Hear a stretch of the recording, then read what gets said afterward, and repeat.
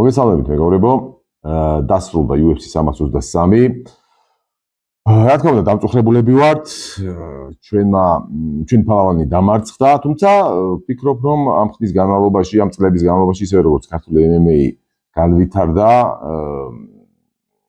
ვფიქრობ, ქართული გულშემატკივარი საკმაოდ განვითარდა და უკვე მე მგონი ალბათ ყველა ჩვენთაგანს გათავისებული გვაქვს, რომ ყოველ შემთხვევაში გულშემატკივრებს, მართლა ვინც ვართ გულშემატკივარი, მე არ გულისხმობ იმაზე, ვინც ურის გაკვირით იცოდა რომ მერაბი ჩემპიონი იყო და გაიგო ახლა რომ წააგო და არა მე ვამბობ მართლა MMA-ის გულშემატკივარზე ვფიქრობ ყველას გათავისებული ვაქვს რომ მარცხიც ამ სპორტის ნაწილია ერთ-ერთი და ნუ ყოველთვის ვერ მოვიგებდით ზოგჯერ იქნება კიდეც აწიც იქნება ზოგჯერ მარცხები თავარია როგორც აქამდე იყო ასე ვთქვათ ბევრად მეტი მოგება და ნაკლები მარცხი თავარია ეს ბალანსი შევინარჩუნოთ და ვერათ რომ მეტი მოვიგოთ ხოლმე, თორემ რა თქმა უნდა მარცხებიც იქნება. მიდუღეთ როდესაც მერაბზე ვსაუბრობ, მერაბი არის ჩვენი მართლა ფალავანი, თან ისეთი, რომელიც წლების განმავლობაში განიჭერდა სიამოვნებას, სიხარულს და ასევე სიამაყესაც. ბუნებრივია და ცხადია ამ მარცხის შემდეგაც ხოლმე ხარ დაუჭიროთ მერაბს, ნუ გასიზავ ხდება ასე ზოგჯერ შეცდომებსაც უშვებთ, მაგრამ თავარია გავაანალიზოთ სწორი დასკვნები გამოვიტანოთ და გივე შეცდომები არ დაუშვათ შემდგომში. მერაბის ბრძოლის ანალიზი, უბრალოდ ბრძოლის ანალიზი კი არა, მარცხის მიზეზებზე რა თქმა უნდა ვისაუბრებთ ამ ვიდეოში, მაგრამ უკვე ბოლოსკენ მინდა პარალელურად მთლიანად ქარდი გავიაროთ მოკლედ და მოკლედ მივყვეთ თავიდან წინასწარ ივენთამდელ ვიდეოში ვისაუბრეთ, დავიწყეთ საუბარი ბოდიში ნაადრევი პრელიმის ბრძოლაზე, მოდი ორი სიტყვით ამ ბრძოლებსაც შევეხოთ. საუბარი გქონდა ჯალილ ტერნერსა და ეცონ ბარბოსას შორის დაპირისპირებაზე, სადაც თალსახად ფავორიტად მივიჩნდით ჯალილ ტერნერსს და გამოვთქვით მოსაზრება, რომ ბარბოსა აღარ არის ის ბარბოსა და ძალიან აღარ არის თან ბარბოსა შეიძლება ითქვას და ასეც მოხდა პირველ რაუნდში ყველანაირ პრობლემების გარშე ჯალილ ტერნერსმა დააფინიშა ეცონ ბარბოსა ტექნიკური ნოკაუტით 2 წუთსა და 24 წამში. მომდევნო ბრძოლა უფრო საინტერესო იყო ბრუნო ფერეირასა და მარვინ ვეტორის შორის, სადაც გამოვთქვით მოსაზრება, რომ რაღაცა მოხდებოდა პირველად ისტორიაში რომელიმე მებრძოლთან მიმართებაში. ფინიში თუ იქნებოდა, ვარაუდობდით, რომ ფინიში შეიძლება აიღოს ბრუნო ფერეირამ, იმიტომ რომ მარვინ ვეტორი ძალიან არა ფინიშერია, მით უმეტეს ამ დონეზე როცა იბრძვის UFC-ში მithumedes და თუ ეს მოხდებოდა, ანუ თუ ბრუნო ფერეირა დააფინიშებდა მარვინ ვეტორის, ეს იქნებოდა მარვინ ვეტორის კარიერაში, უზარმაზარ კარიერაში, თან ისე კონკურენტულ კარიერაში პირველი ვადამდელი მარცხი. მარვინ ვეტორის შეგახსენებთ არავისად დაუფინიშებია, თან არათუ არ დაუფინიშებია, თან ეს შემთხვევი არ არის. მას მოხვედრია კიდევაც, ის წაუქცევიათ კიდევაც, დაუმუშავებიათ კიდევაც, მაგრამ უკვე მიეჩვია ყველა რომ მარვინ ვეტორის აქვს თუჯის თავი და მისი გათიშვა შეუძლებელია და მარვინ ვეტორის აქვს რაღაც უცნაური ტორები, კიდურები, რომელიც ასე არტყდება. ასე რომ ძალიან კი გაგვიკვირდებოდა ბრუნო ფერეირას თუ დააფინიშებდა მარვინ ვეტორის, მაგრამ ზოგადად ვიცით რომ ბრუნო ფერეირა ძალიან ისეთი ფინიშერია, კარგი ფინიშერია, რა თქმა უნდა ცოტა შანსი ჰქონდა მას ფინიშის, მაგრამ თუ მოხდებოდა ეს იქნებოდა პირველად ვეტორის კარიერაში რომ ის დამარცხდებოდა ფინიში. თუ ვერ დააფინიშებდა ბრუნო ფერეირა, მარვინ ვეტორისგან ფინიში გაურიცხეთ მაშინვე, ეს ნიშნავს, რომ ბრძოლა მიდიოდა გადაწყვეტილებამდე, რაც თუ ბრძოლა მიდიოდა გადაწყვეტილებამდე, აქ უკვე ეს იქნებოდა უკვე პირველი შემთხვევა ბრუნო ფერეირას კარიერაში, ვინაიდან ამ ბრძოლამდე ბრუნო ფერეირას არც მოგებულ ბრძოლებში და არც წაგებულ ბრძოლებში არ ხვდებოდა საჯების გადაწყვეტილება. მოხდა მეორე რაუნდში, ეს პირველად კარიერაში შეგვიძლია ვთქვათ, მოხდა ესეთი რამ, ბრუნო ფერეირასთან მიმართებაში, მისი ბრძოლა მივიდა საჯების გადაწყვეტილებამდე და ულოცავთ ბრუნო ფერეირას, სხვადასხვა გადაწყვეტილებამდე თუ მივიდოდა ბრძოლა, მე სიმართლე გითხრათ, უფრო მეტად მაინც ვეტორისკენ ვიხდებოდი, ვინაიდან ბრუნო ფერეირას, გარდა იმისა, რომ არ მისულა მისი ბრძოლები გადაწყვეტილებამდე, მესამე რაუნდამდე ერთადერთხელ იყო მისი ბრძოლა მისული და ის ბრძოლა წააგო ბრუნო ფერეირამ. შესაბამისად, ცოტა მისი კარდიოსი ეჭვი მეპარებოდა. თუმცა ჩვენ ვიცით, რომ მებრძოლები ვითარდებიან და შესაძლოა ამ ხრივაც განვითარდა ბრუნო ფერეირა, თან მით უმეტეს ვეტორის გადაწყვეტილებით მოუგო მის ამ რუტინულ რაღაცა არც ისე მაღალ ტემპში, მაგრამ რაღაცა ძალისმიერ, ასე ვთქვათ, თამაში ნამდვილად არ არის მარტივი. მომდევნო ბრძოლა იყო ჩემთვის მოულოდნელი შედეგი დასრულდა. მე ვარაუდობდი რომ ნაზიმ სადიხოვი დაამარცხებდა ფარეს ზიამს, თუმცა კიდევ ერთხელ წმუნდები ამ ბევრჯერ მithქვამს რომ თუ ორივე მებრძოლს კარგად არ იცნობ ბოლომდე თუ არა გაქვს შესწავლილი პროგნოზისგან თავი უნდა შეიკავოთ თქო ამას მე თვითონ ამბობ მაგრამ ზოგჯერ მე თვითონ მავიწყდება და მაინც ნაზიმ სადიხოვისკენ ასე ვთქვათ გადავწიე მოგების შანსების უფრო მეტი წილი იმას გვინდოდა რომ ფარეს ზიამი თუ ასე კარგად ჭიდაობდა მე ნამდვილად არ ვიცი მე მეგონა რომ კი დგომში აუცილებლად უპირატესობა ფარეს ზიამის მით უმეტეს წლომში უპირატესობა აქვს მაგრამ ისედაც მისი სტრაიკინგი ბევრად ტექნიკურია ძიმე დატყვევი აქვს ნაზიმ სადიხოვსაც გათიშვა შეუძლია მაგრამ სტრაიკინგი ზიამის ბევრად ტექნიკურია მაგრამ რატომღაც მე მეგონა რომ ფარეს ზიამმა ჭიდაობა არ იცის ყოველ შემთხვევაში ასე კარგი და მართლა კარგი გრეპლინგია ჩვენა გრეპლინგი და ჭიდაობა ფარეს ზიამი ჩემთვის ეს მართლა მოულოდნელობა იყო საფრანგეთის წარმომადგენელმა ძალიან ისეთი ეფექტური გამარჯვება მოიპოვა, თუმცა აქ მოხდა ძალიან უხეში შეცდომა და ეს უხეში შეცდომა დაუშვა ჯეისონ ჰერცოგმა. რომელმაც ამ ბოლო ხანებში მე საერთოდ ძალიან მიყვარდა ჯეისონ ჰერცოგი, მიყვარდა რა, მის ძალიან მაღალი დონის რეფერით თვლი და ზოგადად მისგან შეცდომები დიდად არ მახსენდებოდა, მაგრამ ამ ბოლო დროს აი ბრძოლის გაჩერებასთან დაკავშირებით რაღაცა ბოდიში ჟარგონზე ვიტყვი და იაღლიშები მოსდის. აქაც მოვიდა უხეში შეცდომა. სანამ ვიტყვი კონკრეტულად ხაზგასმულ რა შეცდომა დაუშვა, მინდა გითხრათ რომ ნაზიმ სადიხოვს, მაგალითად, იქიდან გამომდინარე რაც გააკეთა ჯეისონ ჰერცოგმა, სრული უფლება აქვს, რომ გაასაჩივროს ეს ბრძოლა და მოითხოვოს ბრძოლის გადაკეთება ნოუ კონტესტად. რა თქმა უნდა, ამას ალბათ არ გააკეთებს ნაზიმ სადიხოვი, იმიტომ რომ ასეთ რაღაცები ისედაც UFC-საც აღიზიანებს, ეხლა მით უმეტეს სადიხოვმა ახლა არც რეიტინგი, არც არ დაკარგა რამე ისეთი, მაგრამ ალბათ არ გააღიზიანებს UFC-ს, მაგრამ იურიდიულად აი 100%-იანი მოიგებდა და ახსნე ხარ რას. გასულ ხო როგორ მოხდა მეორე რაუნდის ბოლოს თითქოს ნოკაუტი დააფიქსირა ჰერცოგმა, მაგრამ საქმე იმაშია რომ ნოკაუტი არ დაუფიქსირებია ჰერცოგს. დრო რომ გავიდა, ანუ ჰერცოგმა აცადა როგორც დრო ცოტა დრო რჩება 10-დან ხოლმე მებრძოლებს, ჰერცოგმა აცადა გონგი გაისმა რაუნდის დასრულების გონგი და ჰერცოგმა გააჩენა მებრძოლები, მაგრამ გააჩერა მებრძოლები, იმიტომ რომ რაუნდი დასრულდა და არ შეაჩერა მან ბრძოლა, ანუ მან ბადამდე ბრძოლა არ შეაჩერა. დააკვირდით გამეორებაზე კიდე ამ და მიხვდებით ჰერცოგის მოქმედებასაც, როდესაც ის ჩაერია და ბრძოლა გააჩერა, ამ დროს მანამდე იყო გონგი და გონგის შემდეგ რაუნდის დასრულების გაუწყებელი გონგის შემდეგ გააჩერა მებრძოლები. ანუ შეწყვიტეთ რაუნდი დასრულდა.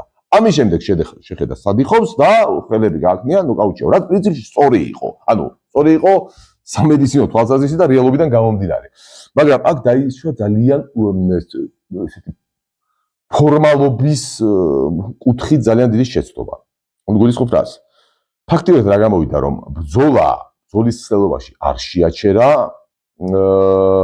ჰერცოგმა და ბრძოლის დასრულების შემდეგ თქვა რომ აგერ სადიხოვი არის ნოკაუტშიო, მაგრამ მიაქციეთ ყურადღება, მე მინდა გთხოვოთ რომ გადახედეთ კიდევ ამ ბრძოლას და გონგის დასმის შემდეგ რაუნდის და დასრულების მაუწყებელი გონგის შემდეგ კიდევ ერთ დარტყმას თავში ასწრებს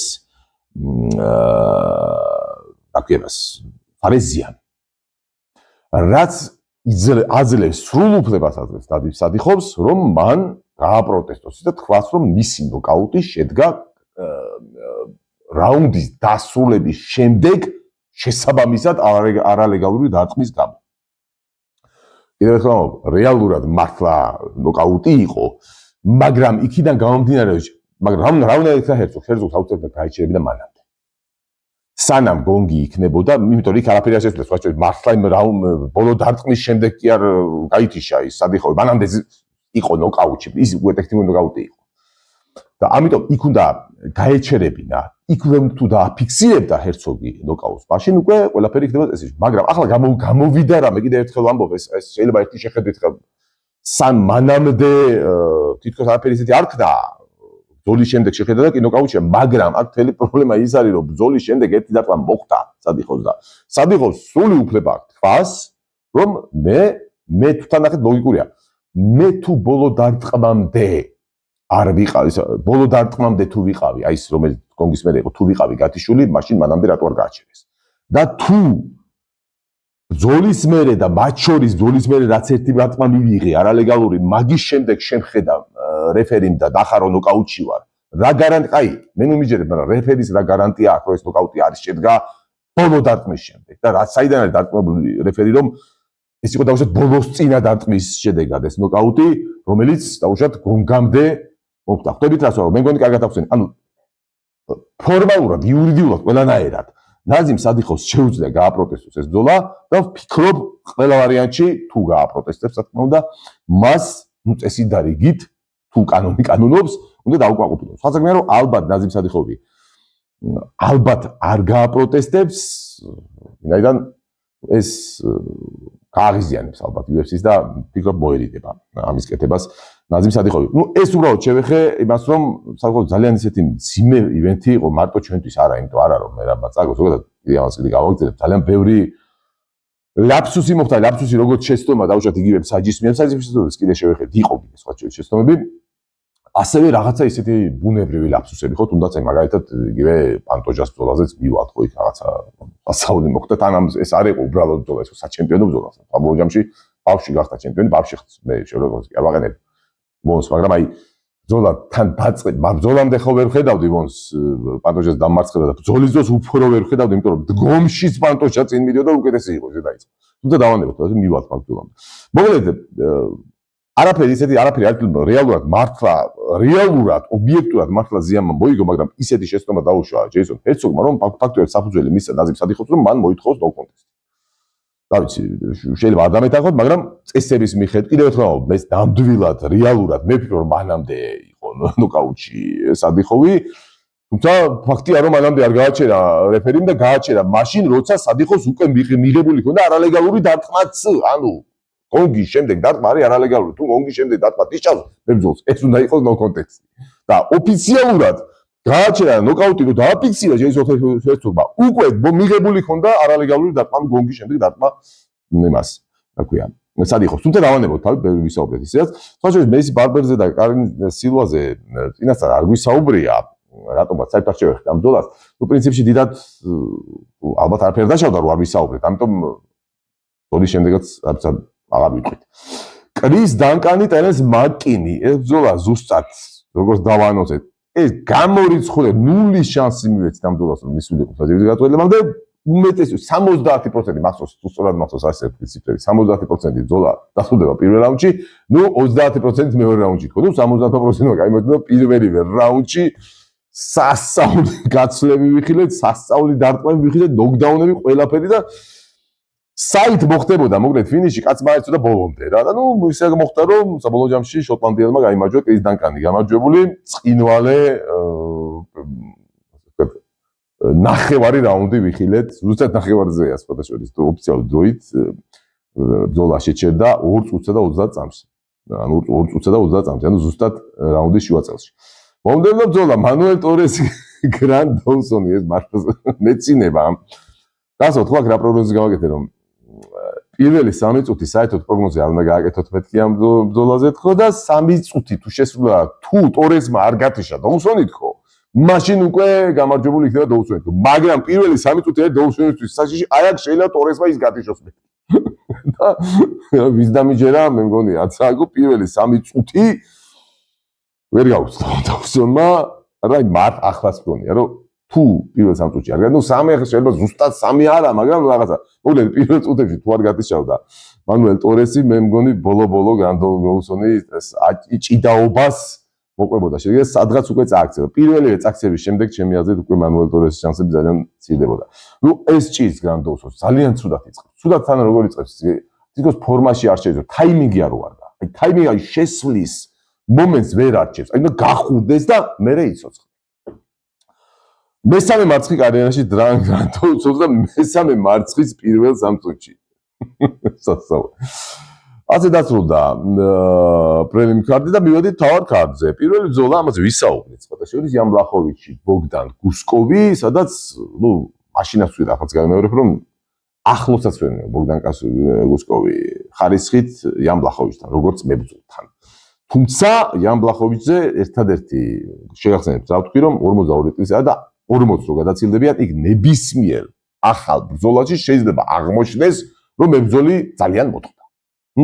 აბერტა ასე ვთქვათ, მე საბრძოლოას აქვს ვამბობ, რომ ესე 40 წლის და 50 წლის არ არის აქტუალურები, მაგრამ როგორც მებრძოლები და ამიტომ ზოგადად არ ღირს ამ დროს მებრძოლზე რაღაცა ისეთი პროგნოზის გაკეთება, იმიტომ რომ არ იცი როგორი დაგხვდება ის მებრძოლი, ისე იგივე თუ მოტეხი.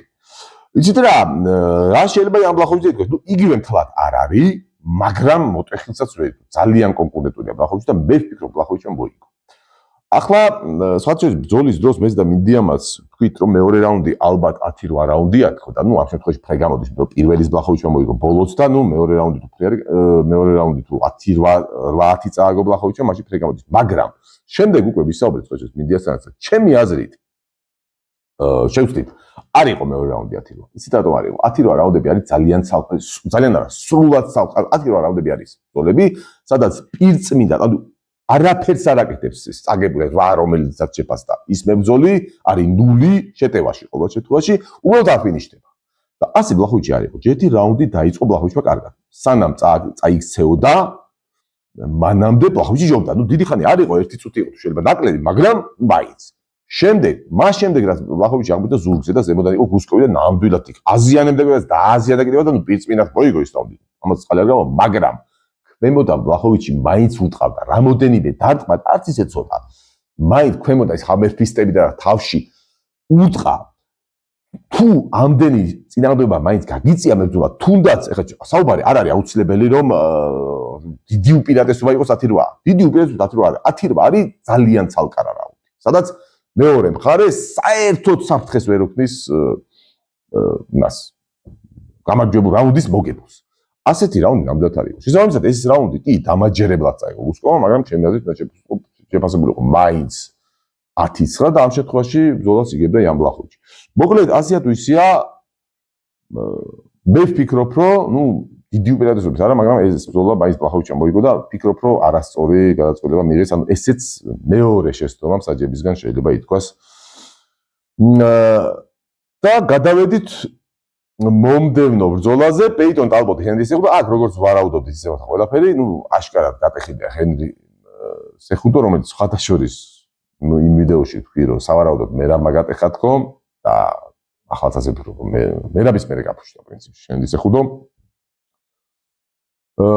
პეიტონ ტალბოტი აშკარად ახალგაზრდა პეიტონ ტალბოტი აღმოჩნდა როგორც მოსალოდნელი იყო ძლიერი ბევრად უფრო ძლიერი ყველა ასპექტში და დაჯაბნაკიდეს და ძალიან დამაჯერებლად მოიგო თუმცა გადაწყვეტილებით მივადგეთ ბოლოს ამ ბრძოლას, სადაც ნუ პირველ ბრძოლაში ამ სამიდან პირველ ბრძოლაში ტაცურო ტაირა ბრენდონ მორენოს გულისხმობ, ნუ მე ძალიან გამახარა ამ ბრძოლამ, არ დამიმალავს არასოდეს და ახლაც გავიმეორებ, ტაცურო ტაირა არის ჩემი ასე ფავორიტი მებრძოლი, ერთ-ერთი ფავორიტი არიან კიდე რამდენიმე ქართველების გარდა გულისხმობ და ძალიან კი მეშინოდა, თუ გახსოვთ, ჩემპიონი იყო 50-50, აქ უბრალოდ მაინც ძალიან მეშინია ბრენდონ მორენოს იყო, იმიტომ რომ ძალიან კარგი ჩამშრელია მორენო და ზოგადად ტაცურო ტაირას სრული დომინაცია თუ არ გამოსდის, ცოტა უჭირს ხოლმე.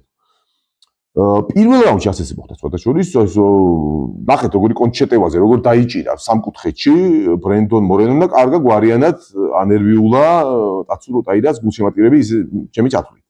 თუმცა მეორე რაუნდში ტაირა მაჩვენა სასწაული და სხვათა შორის გამოჩნდა რომ აი ეს მარცხმა მაინც იაპონელია რა ეს ტაირა და ეს იაპონელებს როგორი საათის სამურაის თვისება თუ რა არის რომ აი მიზნად რომ დაისახა ამ ადამიანებს და უნდა გავიზარდო გაკვეთილი მიიღო იმ მარცხისგან რომელიც როივალისგან იწვნია და ბევრად უფრო უკეთესი დაბრუნდა რა ბევრად უკეთესი ყველაფერს თუ თავიდან ვიღებ სტრაიკინგში ასეთი არის ფეხზე რამდენი უტყვა და რა კარგი დარტყმები უტყვა ბრენდონ მორენოს ნუ ქება და ქება ფათაშორის რაც შეეხება ამ ბრძოლას ტაცურო ტაირასა და ბრენდონ მორენოს შორის სანამ გადავალთ საჩემპიონო ბრძოლებზე აქაც არ აქც და რეფერის შეცდომა ჩემი აზრით მიუხედავად რომ მე კიდევ ერთხელ ვამბობ გადაკლული ფანი ვარ ტაცურო ტაირასი ძალიან გამიხარდა უნდა ვაღიაროთ რომ გაჩერება არ იყო საჭირო დროს ზუსტად მაშინ როდესაც მე რეფერიმ გააჩერა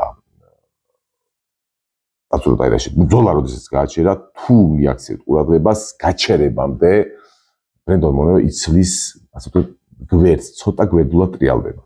შეიძლება ბევრმა თქვას რომ მე რა მოხდა ტრიალდება, საქმე იმაში რომ წესებში ასეწერია, ანუ TKO, ანუ ტექნიკური ნოკაუტი, ground and pound-ის დრო ტექნიკური ნოკაუტი, კლასიკურ ვარიანტში ვამბობ. ანუ ეს პირდაპირ წესებში წერია, სხვადასხვა იგივე ეს ვიცი ისედაც რომ წერია, მაგრამ როდესაც კენაზე ყავდა ძალიან გამოცვლილი რეფერი ლუკას ბოშასკი, მასთანაც ასაუბრები ამაზე და მასაც აქვს ახსნილი და პირდაპირ ეს განმარტება აიკითხა კიდეც.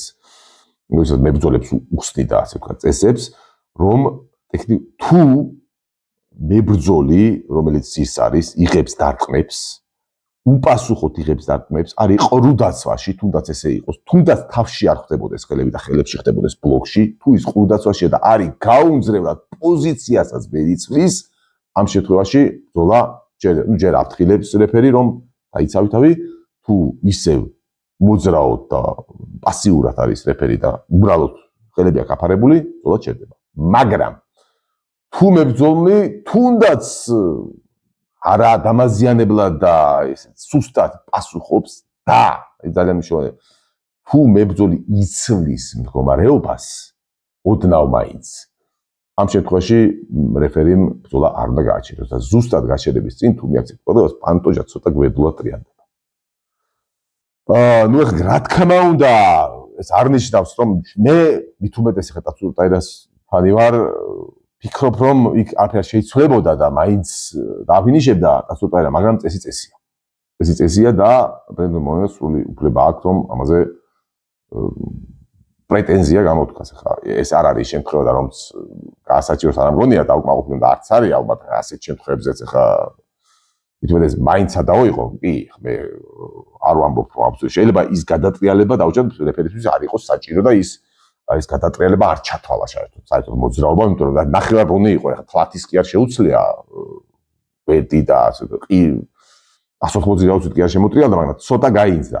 ნუ ეს ცოტა გაინძდა შეიძლება რეფერიმ ჩათვალოს, რომ ეს არ იყო განცდება და რაღაცა. შეიძლება სულაც ჩათვალოს, რომ ტაირას დარტყმამ ცოტა შეუცვალა კუთხე, თუმცა ასე არ იყო. მაგრამ ყოველ შემთხვევაში მაინც მე ვფიქრობ რომ ჯობია ხოლმე ამ დროს რეფერი იყოს უფრო ყურადღებით და ელემენტარულად სალაპარაკო არ გახადოს ამ შემთხვევაში ბრძოლები. მით უმეტეს ამაზე სხვადასხვა ივენტის შემდეგ ვისაუბრეთ XCTAS ჯგუფში, მით უმეტეს ეს ბრენდონ მორენოზეა საუბარი, რომელიც საერთოდ ისევე როგორც პანტოჟა სხვადასხვა საერთოდ არ იყო ამ ივენთამდე, ივენთი იყო რაღაც სასწაული ივენთი იყო, სასწაული ცუდი გაგებთ რომ რაღაც ანომალიები ხდებოდა, წარმოიდგინე. ანომალიები ხდებოდა, ხა პატარა გადახროვა გავიქეთ, მერაბი დაიღალა იანზე ადრე. პანტოჟამ წააგო ბავშვთან, დაფინიშდა პანტოჟა სიგიჟე სული ბავშვთან და ბრენდონ მორენოს დაფინიშდა. ბრენდონ მორენოს შეგახსენებთ პანტოჟასთან არის 3 ჯერ შენახვედრი, დეივისონ ფიგურერასთან არის 4 ჯერ შენახვედრი და კიდევ ვისთან არის შენახვედრი, ყველასთან, ვინცაც შეიძლება შეხვედრო და ახლოსაც არ ყოფილა დაფინიშებასთან, ის თუ დაეფინიშებინა და აქ ტაცურატაინამ მარტივად მეორე რაუნდში და არანაირი დაღლილზე რომ დააფინიშებინა. არა, შვენივრად ჯერ акция, ზურგი აუგო, იქ ground and pound და ნუ დააფინიშა. ხო და იმას ვამბობდი ხა პატარა გადახრება გამოვიდა რომ მით უმეტეს როდესაც მებრძოლს ცდილობენ დააფინიშონ მებრძოლი რომელიც არასდროს არ დაფინიშება და ცნობილია იმით ამ ამტანობით და ამ მექსიკური რაღაც შეუპოვრობით ხა მით უმეტეს ასეთ მებრძოლთან ფინიშის და სანამ დააფიქსირებ, ნუ ცოტა უფრო ყურადღებით უნდა იყო და შეიძლება სხვაზე ოდნავ მეტი დრო მისცე. თუმცა რაც მოხდა, მე ვფიქრობ რომ ტაირამ მაინც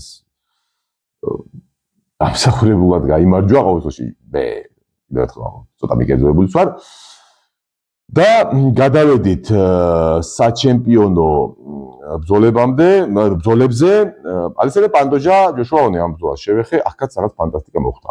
ბრძოლამდე ვისაუბრეთ რომ საერთოდ ვერ ხედავდი ჯოშუა ბონს, როგორ უნდა მოიგო და ახლა ვერ ხედავ, ნუ ასეთ რამაც ახლა ვერ დავინახავდი რაც იქ მოხდა, ხო ბუნებრივია.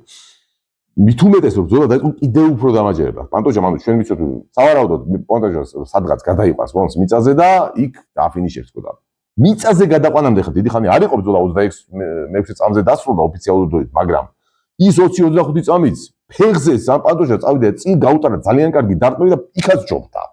და რა ვიცი მე ვფიქრობ რომ ჯოშუა ბონს ძალიან ცუდი საღამო ელოდებოდა, მაგრამ მოხდა ის რაც მოხდა, მოულოდნელად იდაყვის სახშალში დაყრნობისას, ასე ვთქვათ, ამოუვარდა, იქ დარტყმას არ შემდგარა ფაქტიურად კი არ შემდგარა, ნუ პანტოჟასთვის არ დაუწყავთ ყოველ შემთხვევაში. იდაყვის სახსაში ამოვარდა ხელი და ბავშვი უძახე შენ და ჯოშუა გახდა ჩემპიონი. პანტოჟამ რომელსაც გადაუარა მთელ დივიზიონს მოულოდნელად აი ესე დამართა და ცუდი რა არის კიდე თქვი ეგან რეფერი გავაკრიტიკე იმიტომ რომ ბენდო მორენოს როდესაც პირველად წაგება უნდა ჩაუწერო ფინიშით ცოტა მეტი ყურადღება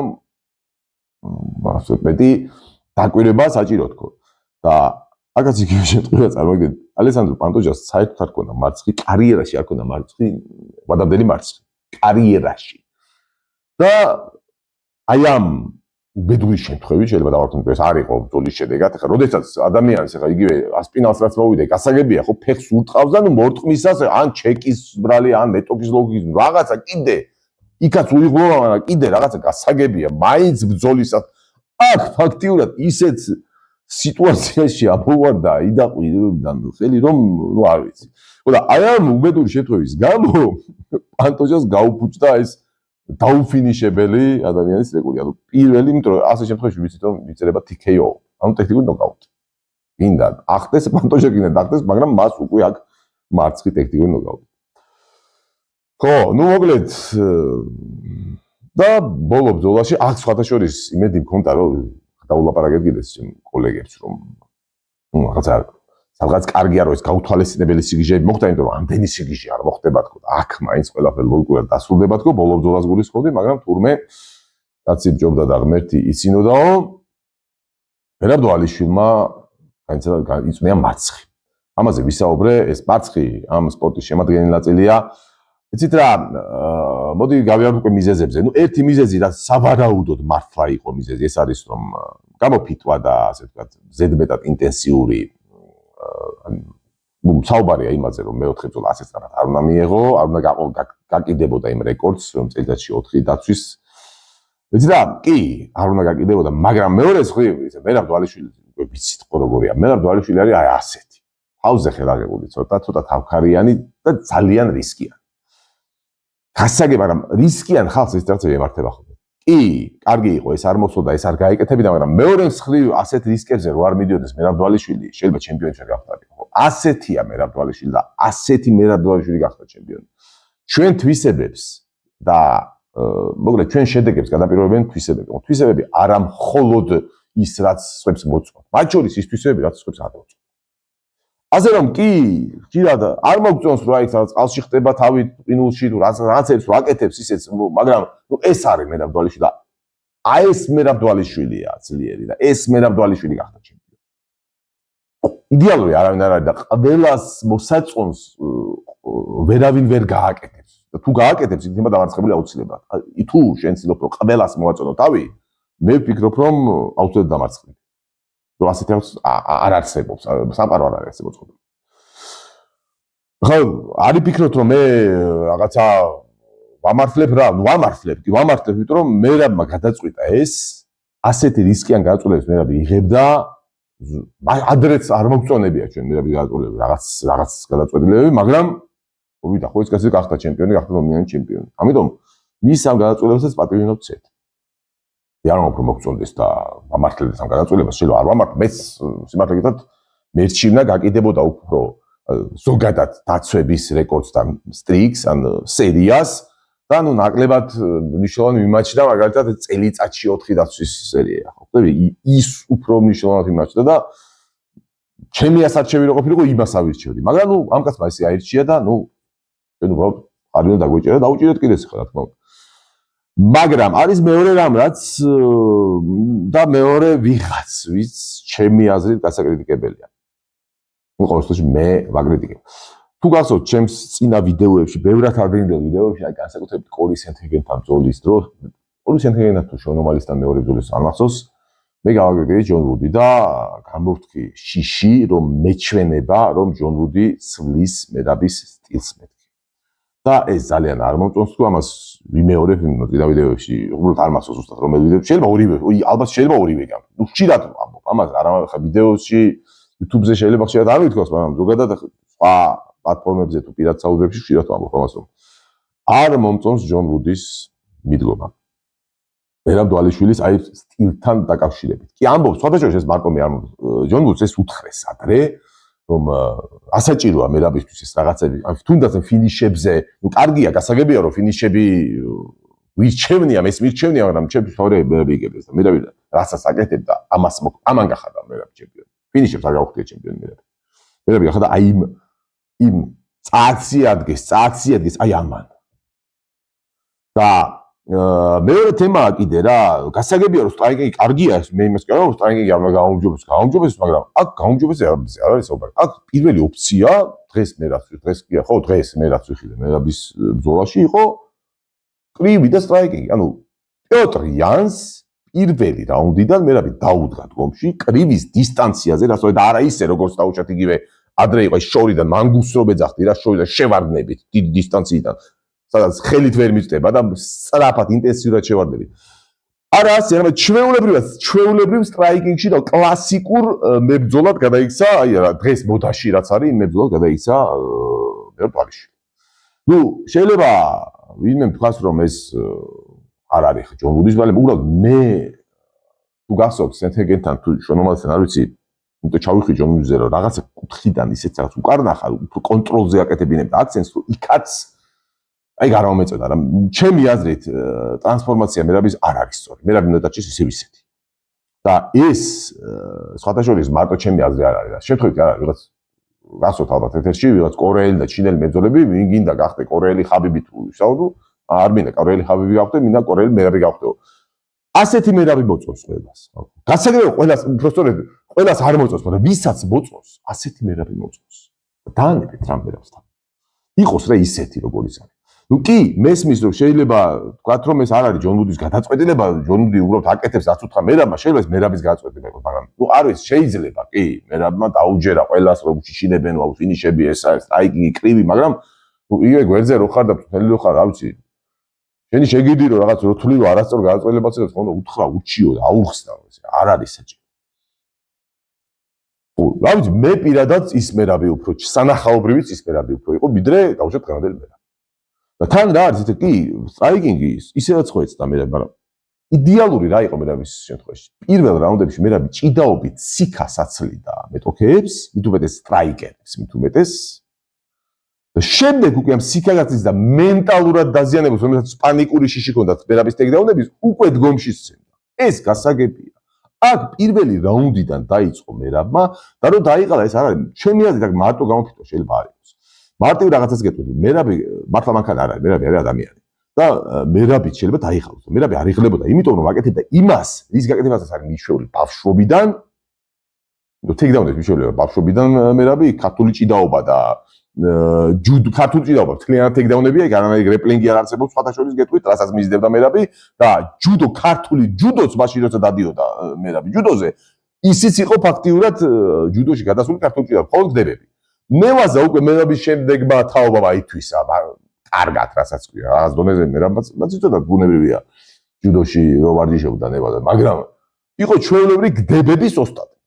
ბაზისით და ზოგადად ბაზისით რაც გაქვს, კი შეიძლება ბევრი რამე შეასწავლო გზაში სპორტსმენს, მაგრამ ბაზისი ისიც იმის კარდიოა განვითარებული. ასე რომ, როდესაც საწყის ეტაპზე კრივში ეჯიბრები მოკრივეს, მერაბ დვალიშვილიც რო იყო, შენ უფრო მალე დაიღლები, იმიტომ რომ ის მოკრივე, მისი სხეული, მისი კარდიო, მისი გულსიზარდო სისტემა მიჩვეულია იმ დატვირთვას, რაც ახასიათებს კრივს. შენი კარდიო გაიზარდე ისე, შენი ორგანიზმი, შენი სისტემა, შინაგანი ორგანოები და ის სისტემები, იგივე გულსიზარდო სისტემა მოერგო იმ შენ ბაზის, რაშიც აბარჯიშებდი მას ბავშვობით. ამიტომ მე პირადად მგონია, რომ მერაბი ნებისმიერ მოკრივესთან დიდი ხანი 12 რაუნდი თუ დააყენა ნებისმიერ მოკრივესთან, მიუხედავად რომ მანქანა მაქვს. მერაბი ბოლოსკენ თუ ეხლა მანამდე თუ ვინმე არ გაითიშა, რა თქმა უნდა, ბოლოსკენ მერაბი იქნება ძალიან დახვლილი. ეს შემიძლია დავენიზლო ვისაც. ანუ გამოსულ მოკრივეს თუ 12 რაუნდი რო აჩხუბო მერაბი, სიქა არ ექნება მერაბს და ის მეორე მოკრივე ბევრად უკეთეს კონდიციაში იქნება. სულ რო დავანებო თავი და სულ არც გამოფიტული იყოს, არც წონის კრებაზე და არც საუბრობ. თუმცა ეგეც ფაქტორია კიდევ ერთხელ. ეგეც იმოქმედება. ასე რომ მოკლედ არ ვიცი ენა მიყივლა თუ რაღაცა ძალიან ხშირად ვაკრიტიკებდი ბოლო პერიოდში ჯონუზა ბევრს არ მოწონდა ბევრი მე მაკრიტიკა რას პროფესორებს ნუ არ ვიცი შეიძლება თქვა რომ ენა მიყივლა მაგრამ კი ბატონო თუმცა იცით რა არის ყველა ადამიანი სწავლობს შეცდომებს სამწუხაროდ ჩვენ გვიწევს ჩვენ შეცდომებს სწავლა იდეალურია ისწავლოს სულ შეცდომას ეს არის იდეალური იმიტომ რომ შენ ამ შემთხვევაში გადაცდები შენ შეცდომას მაგრამ სამწუხაროდ ადამიანები ისე ვართ მოწყობილი რომ მაინც გვიყვარს ჩვენი საკუთარი შეცდომების დაშვება და ნუ თავარია ამ შემთხვევაში ეს არ არის ტრაგედია თავარია ამ შემთხვევაში ჩვენი დაშვებულ შეცდომებზე მაინც ვისწავლოთ მოკლედ სულ ეს იყო რაც ვინდა და მე თქვა ხა ბევრს ამ ბრძოლაზე აღარ ვისაუბრებ სხვადასხვა ბრძოლა ხელმეორედ არ მინახავს და ალბათ ყველა არ ვთხოვ კარგახანი არ ვნახავ არანაირი სურვილი არ მაქვს ამ ბრძოლას კიდევ ერთხელ უყურო ნუ შეიძლება მე რო გადამივლის ემოციები და რაღაცა შეიძლება თვეების მე უყურო მაგრამ ხო დიდად არც ჭირდება ბრძოლისას ხედავდი ხა ყველაფერს არ ვამბობ ტრანსლაციისას ხაჭორის ეს მინდია წიგნავის დაადასტურებს მეორე რაუნდში გავთიშე მიკროფონი და მინდიას უთხარი მე მეჩვენება რომ დაღლილია მეთქი მე რა მეთქო და მინდიაბა დავიდასტურა კი არ გეჩვენებაო ნამდვილად დაღლილია ანუ მეორე რაუნდში მე რა მეკო დაღლილია დაზევლა პარაკო ხო გასაგებია ეგ წონის კლება რაღაცა მაგრამ ნუ აი მაშინ დაღლილიყო მესამე მეოთხე რაუნდში მეორე რაუნდში არ უნდა იღლებოდეს მე რა თუნდაც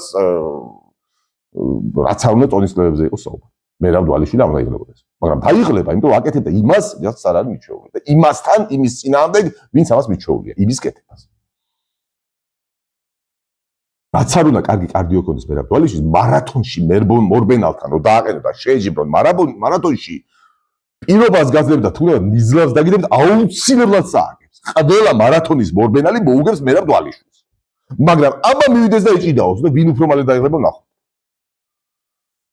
მოკლედ სულ ეს იყო ცოტა ემოციური გამომივიდა მე ამპათიეთ მაგრამ ნუ ყველა ემოციებში ვარ ყველა ნაწყენები ვარ მე სამწუხარ არ ვიფიქროთ რომ პირი ნეტა შემცდარიყავი რა ნეტა ნამდვილად არ ვამბობ აი ხო ვამბობდი ჯონუზე მაგ საუბაროდ არა აი ნეტა მართლა აი ოცნებობ რომ ნეტა შემშლოდა და ნეტა მომჩვენებოდა და ნეტა ისე ვის მე რა ვიმენახა მაგრამ რა ვქნა შეიძლება ვინმე თქვას რომ იცი რა გამოფიტული რო იყო და დაღლილი იყო ამიტომ შეცვალა ტაქტიკა მაგრამ ეს არ არის სწორი რა მაგიტომ დაკეთო ის რაც უფრო მალე ხლის კი შეიძლება წიდაობასაც დაეღალა მაგრამ იცი რა პირველი ორი რაუნდი იმას მაინც დაგლიდი ანალოგიურად პიოტრიანს ჭიდაობა დაღლის ინტენსიური ჭიდაობა კი შეიძლება ორ რაუნდში მე რა ვიცი დაღლიო მაგრამ ისიც დაიღლებოდა ხო ბოლო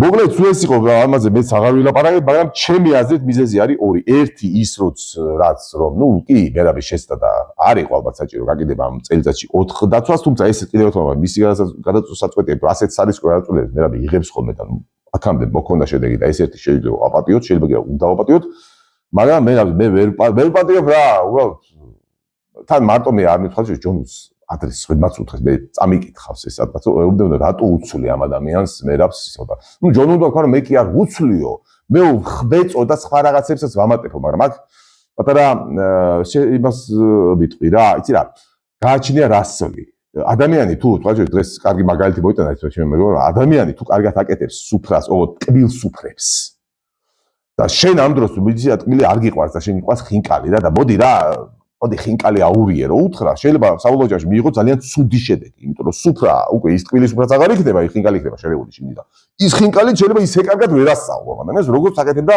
ტორტს ხო არ ვიცი ხა ტორტის და ხინკლის ამბავი რამდენად კარგად ავსენი მაგრამ ნუ ყოველთვის იქ რო ვისაუბრეთ ამაზე ძალიან ზუსტად ერთ-ერთი დაჯდა მოკლედ სულ ეს იყო გული არ გავიტეხოთ ხალხო მერაბ დვალიშვილი არის ჩვენი ჩემპიონი და კარგახანი ჩემპიონს ნისი კარგახანი მერაბ დვალიშვილის ცხოვრების ბოლომდე ჩემპიონის ასე ვთქვათ იარაღის ვერანაირ წარდგმებს და უბრალოდ იარაღის კი არა მე ღრმად ვარ დარწმუნებული რომ მერაბ დვალიშვილი დაიბრუნებს ჩემპიონის ქამარს დღეისათვის სულ ეს იყო მოიწონეთ ეს ვიდეო გამოიწერეთ ჩემი არხი და იყავით ჯანზე თქვენს და მერაბ დვალიშვილის აბა კარგად